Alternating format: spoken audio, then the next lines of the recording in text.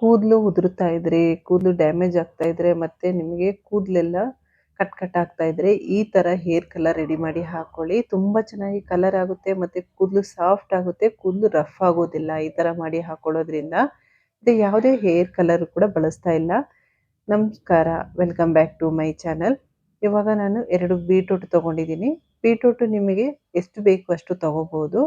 Beetroot ಹಾಕೊಳ್ಳೋದ್ರಿಂದ ಕೂದಲು ಒಳ್ಳೆ ಒಂದು ಶೈನಿಂಗ್ ಬರುತ್ತೆ. ಅದರಿಂದ ಬೀಟ್ರೂಟ್ ಹಾಕೊಳ್ತಾ ಇದ್ದೀನಿ. ಒಳ್ಳೆ ಒಂದು ಕಲರ್ ಕೊಡುತ್ತೆ, ನ್ಯಾಚುರಲ್ ಆಗಿ ಕಲರ್ ಕೊಡುತ್ತೆ. ಚೆನ್ನಾಗಿರುವ ಡಾರ್ಕ್ ಆಗಿರುವ ಬೀಟ್ರೂಟ್ನ ತಗೊಳ್ಳಿ, ಆವಾಗ ಚೆನ್ನಾಗಿರುತ್ತೆ. ಕೂದಲು ಕೂಡ ಒಳ್ಳೆ ಒಂದು ಕಲರ್ ಬರುತ್ತೆ. ತುಂಬಾ ಚೆನ್ನಾಗಿ ಕಲರ್ ಬರುತ್ತೆ ಬೀಟ್ರೂಟ್ ಹಾಕೊಳ್ಳೋದ್ರಿಂದ. ನಿಮಗೆ ಬೀಟ್ರೂಟ್ ಹಾಕೊಳ್ಳೋದ್ರಿಂದ ಯಾವುದೇ ಸೈಡ್ ಎಫೆಕ್ಟ್ ಆಗೋದಿಲ್ಲ. ಇವಾಗ ಬೀಟ್ರೂಟ್ನ ಸಿಪ್ಪೆ ತೆಗೆದ್ಬಿಟ್ಟು ತೊಳೆದು ಆಮೇಲೆ ಕಟ್ ಮಾಡಿ ಇಟ್ಕೊಳ್ತಾ ಇದ್ದೀನಿ. ಇಲ್ಲ ನೀವು ತುರಿದ್ಬಿಟ್ಟು ಡೈರೆಕ್ಟಾಗಿ ಹಾಗೆ ಮಿಕ್ಸಿ ಜಾರಿಗೆ ಕೂಡ ಹಾಕೋಬಹುದು. ಒಂದು ಬೀಟ್ರೂಟ್ ಕೂಡ ಯೂಸ್ ಮಾಡ್ಬೋದು. ಕೂದಲು ಜಾಸ್ತಿ ಇರೋರು ಜಾಸ್ತಿ ಹಾಕೊಳ್ಳಿ. ನನಗೆ ಕೂದಲು ಸ್ವಲ್ಪ ಮಂದವಾಗಿದೆ, ಅದರಿಂದ ಸ್ವಲ್ಪ ಜಾಸ್ತಿ ಹಾಕ್ಕೊಳ್ತಾ ಇದ್ದೀನಿ. ಇವಾಗ ಮಿಕ್ಸಿ ಜಾರಿಗೆ ಹಾಕ್ಕೊಂಡು ಪೇಸ್ಟ್ ಮಾಡ್ಕೊಳ್ತಾ ಇದ್ದೀನಿ. ಇದಕ್ಕೇನೆ ನಾನು ಸ್ವಲ್ಪ ನೀರು ಕೂಡ ಆ್ಯಡ್ ಮಾಡ್ಕೊಳ್ತಾ ಇದ್ದೀನಿ. ಇದ್ರ ರಸ ಸ್ವಲ್ಪ ಜಾಸ್ತಿ ಇದ್ರೆ ನೀರು ಹಾಕೋಬೇಕು ಅಂತಲೇ ಇಲ್ಲ. ನಿಮಗೆ ಕಟ್ ಮಾಡೋಗ್ಲೇ ಗೊತ್ತಾಗುತ್ತೆ ಬೀಟ್ರೂಟ್ ಯಾವ ಥರ ಇದೆ ಅಂತ.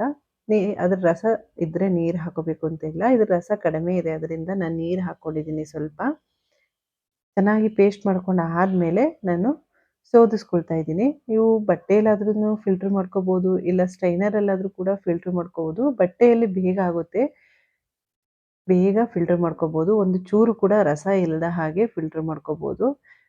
ಯಾವುದಾದ್ರೂ ಒಂದು ಕಾಟನ್ ಬಟ್ಟೆ ತಗೊಂಡು ಈ ಥರ ಹಿಂಡ್ಕೊಂಬಿಡಿ, ಆವಾಗ ಬೇಗ ರಸ ಸಿಗುತ್ತೆ ನಿಮಗೆ. ಫಿಲ್ಟರ್ ಮಾಡ್ಕೊಳ್ಳೋಕ್ಕೆ ಕಷ್ಟ ಆಗುತ್ತೆ, ಏಕೆಂದರೆ ಸ್ಟ್ರೈನರಲ್ಲಿ ಬೇಗ ರಸ ಇಳಿಯೋದಿಲ್ಲ. ಈ ಥರ ಆದರೆ ನಿಮಗೆ ಬೇಗ ರಸ ಬರುತ್ತೆ. ಚೆನ್ನಾಗಿ ಹಿಂಡ್ಕೊಂಬಿಟ್ರೆ ಒಂಚೂರು ಕೂಡ ರಸ ಇರೋದಿಲ್ಲ. ಇವಾಗ ರಸನ ರೆಡಿ ಮಾಡಿ ಇಟ್ಕೊಂಡಿದ್ದೀನಿ. ಮತ್ತೆ ಅದೇ ಮಿಕ್ಸಿ ಜಾರಿಗೆ ನಾನು ದಾಸವಾಳದ ಎಲೆ ತೊಗೊಂಡಿದ್ದೀನಿ. ಕೆಂಪು ದಾಸವಾಳದ ಎಲೆನೇ ತೊಗೊಳ್ಳಿ, ಅವಾಗ ಚೆನ್ನಾಗಿರುತ್ತೆ. ದಾಸವಾಳದ ಎಲೆ ಹಾಕ್ಕೊಳ್ಳೋದ್ರಿಂದ ನಿಮಗೆ ನ್ಯಾಚುರಲ್ ಆಗಿ ಕೂದಲು ಕಪ್ಪಾಗ್ತಾ ಬರುತ್ತೆ. ಬಿಳಿ ಕೂದಲಿನ ಸಮಸ್ಯೆ ಇವಾಗ ಮಕ್ಕಳಲ್ಲೆಲ್ಲ ಜಾಸ್ತಿಯಾಗಿ ಕಾಣಿಸ್ಕೊಳುತ್ತೆ. ಆದ್ದರಿಂದ ಆದಷ್ಟು ದಾಸವಾಳದ ಎಲೆನ ಯೂಸ್ ಮಾಡಿ, ನಿಮಗೆ ಬಿಳಿ ಕೂದಲಿನ ಸಮಸ್ಯೆ ಕಡಿಮೆ ಆಗುತ್ತೆ. ಇದಕ್ಕೇನೆ ನಾನು ಕಲೋಂಜಿ ಸೀಡ್ ಹಾಕ್ಕೊಳ್ತಾ ಇದ್ದೀನಿ. 1 ಟೇಬಲ್ ಸ್ಪೂನ್ ಕಲೋಂಜಿ ಸೀಡು ನಿಮಗೆ ನ್ಯಾಚುರಲ್ ಆಗಿ ಕಪ್ಪಾಗುತ್ತೆ. ಅದರಿಂದ ಕಲೋಂಜಿ ಸೀಡನ್ನ ಹಾಕ್ಕೊಳ್ತಾ ಇದ್ದೀನಿ. ನಾನು ಕಾಫಿ ಪುಡಿನ ಹಾಕ್ಕೊಳ್ತಾ ಇದ್ದೀನಿ. ನೀವು ಇನ್ಸ್ಟೆಂಟ್ ಕಾಫಿ ಪುಡಿ ಇಲ್ಲಾಂದರೆ ನಾರ್ಮಲ್ ಕಾಫಿ ಪುಡಿನ ಹಾಕೋಬೋದು. ಇನ್ಸ್ಟೆಂಟ್ ಕಾಫಿ ಪುಡಿನ ಹಾಗೇನೆ ಕೂಡ ನೀವು ಯೂಸ್ ಮಾಡ್ಬೋದು, ಮಿಕ್ಸಿ ಜಾರಿಗೆ ಹಾಕೋಬೇಕು ಅಂತಲೇ ಇಲ್ಲ. ಇನ್ಸ್ಟೆಂಟ್ ಕಾಫಿ ಪುಡಿ ಹಾಕೊಂಡ್ರೆ ಕೂಡ ಕೂದಲು ಕೂಡ ತುಂಬ ಚೆನ್ನಾಗಿ ಶೈನಿಂಗ್ ಬರುತ್ತೆ. ಕಾಫಿ ಪುಡಿ ಹಾಕ್ಕೊಳ್ಳೋದ್ರಿಂದ ನಿಮಗೆ ಹೇರ್ ಫಾಲ್ ಕೂಡ ಕಂಟ್ರೋಲ್ ಆಗುತ್ತೆ. ಇವಾಗ ನಾನು ಒಂದು ಕಬ್ಬಿಣದ ಬಾಣಲಿ ತೊಗೊಂಡಿದ್ದೀನಿ. ಆದಷ್ಟು ನೀವು ಕಲರ್ ರೆಡಿ ಮಾಡಬೇಕು ಅಂದರೆ ಕಬ್ಬಿಣದ ಬಾಣಲೆ ಇದ್ದರೆ ರೆಡಿ ಮಾಡ್ಕೊಳ್ಳಿ, ಅವು ಚೆನ್ನಾಗಿ ಕಲರ್ ಆಗುತ್ತೆ. ಇವಾಗ ಮೆಹಂದಿ ಪುಡಿ ತೊಗೊಂಡಿದ್ದೀನಿ. ಮೆಹಂದಿ ನೀವು ಯಾವುದಾದ್ರೂ ಯೂಸ್ ಮಾಡ್ಬೋದು. ಆದಷ್ಟು ನ್ಯಾಚುರಲ್ ಆಗಿರುವಂತಹ ಮೆಹಂದಿ ಪುಡಿನ ಯೂಸ್ ಮಾಡಿ. ನಿಮಗೆ ಎಷ್ಟು ಬೇಕೋ ಅಷ್ಟು ಮೆಹಂದಿ ಪುಡಿನ ತೊಗೋಬೋದು. ನಿಮ್ಮ ಕೂದಲು ಯಾವ ಥರ ಇರುತ್ತೋ ಆ ಥರ ಯೂಸ್ ಮಾಡ್ಕೊಳ್ಳಿ. ಇದಕ್ಕೇನೆ ನಾನು ಇಂಡಿಗೋ ಪೌಡ್ರನ್ನು ಕೂಡ ತೊಗೊಳ್ತಾ ಇದ್ದೀನಿ. ಇದನ್ನು ಎರಡೂ ಮಿಕ್ಸ್ ಮಾಡಿ ಹಾಕೊಳ್ಳೋದ್ರಿಂದ ಕೂದಲು ಒಳ್ಳೆ ಒಂದು ಕಲರ್ ಬರುತ್ತೆ. ಆದ್ದರಿಂದ ನಾನು ಎರಡನ್ನೂ ಮಿಕ್ಸ್ ಮಾಡಿ ಹಾಕ್ಕೊಳ್ತಾ ಇದ್ದೀನಿ.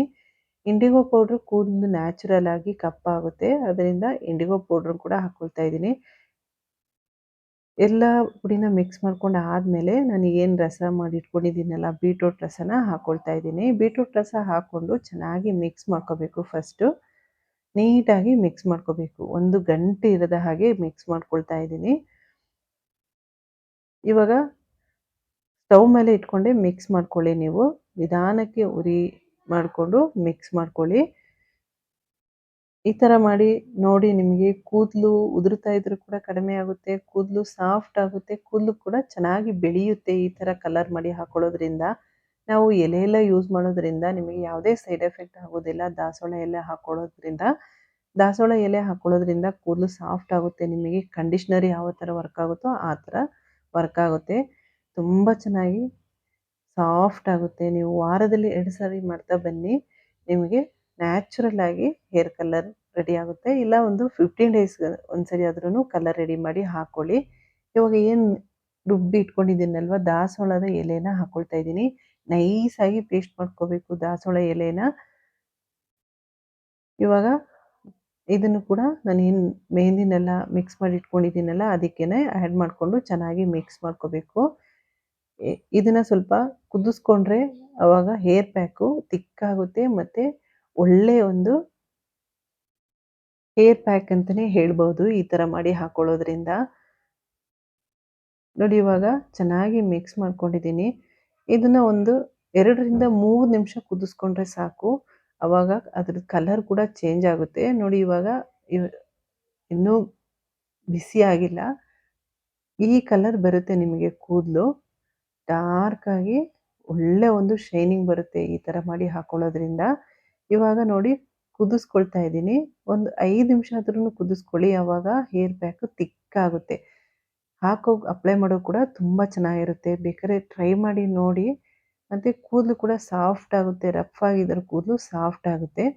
ಇದನ್ನು ನೀವು ತಲೆಗೆ ಅಪ್ಲೈ ಮಾಡಿಕೊಂಡು ತಕ್ಷಣ ನೀವು ಅಪ್ಲೈ ಮಾಡ್ಕೋಬೋದು. ತಣ್ಣಗಾದ್ಮೇಲೆ ಹೇರ್ ಪ್ಯಾಕ್ ಏನು ರೆಡಿ ಮಾಡಿ ಇಟ್ಕೊಂಡಿದ್ದೀರಲ್ಲ ಅದು ತಣ್ಣಗಾಗಬೇಕು. ತಣ್ಣಗಾದ್ಮೇಲೆ ತಲೆಗೆ ಅಪ್ಲೈ ಮಾಡಿಕೊಂಡು ಒಂದು 2 ಗಂಟೆ ಬಿಟ್ಟು ಬರೀ ನೀರಲ್ಲಿ ತೊಳ್ಕೊಳ್ಳಿ. ನಾನಿವಾಗ ಕೂದಲಿಗೆ ಅಪ್ಲೈ ಮಾಡಿ ಕೂಡ ತೋರಿಸ್ತಾ ಇದ್ದೀನಿ. ತಣ್ಣಗಾದ್ಮೇಲೆ ಅಪ್ಲೈ ಮಾಡ್ತಾ ಇದ್ದೀನಿ. ಇದನ್ನು ರೆಡಿ ಮಾಡಿ ಇಡಬೇಕು ಅಂತೇನಿಲ್ಲ, ತಕ್ಷಣ ಹಾಕೋಬೋದು. ಇನ್ನು ಅಪ್ಲೈ ಮಾಡಿಕೊಂಡು ಒಂದು 2 ರಿಂದ 2.5 ಗಂಟೆ ಹಾಗೆ ಬಿಟ್ಟು ಬರೀ ನೀರಲ್ಲಿ ವಾಶ್ ಮಾಡ್ಕೊಳ್ಳಿ. ತುಂಬ ಚೆನ್ನಾಗಿ ಕಲರ್ ಆಗುತ್ತೆ. ಈ ಥರ ವಾರದ 15 ದಿವಸಕ್ಕೊಂದ್ಸರಿ ಟ್ರೈ ಮಾಡಿ ನೋಡಿ. ಈ ವಿಡಿಯೋ ಇಷ್ಟ ಆಗಿದ್ರೆ ಲೈಕ್, ಶೇರ್, ಸಬ್ಸ್ಕ್ರೈಬ್ ಮಾಡ್ಕೊಳ್ಳಿ. ಅಲ್ಲೇ ಪಕ್ಕದಲ್ಲಿರುವ ಬೆಲ್ ಐಕಾನ್ನ ಕ್ಲಿಕ್ ಮಾಡ್ಕೊಳ್ಳಿ. Thank you.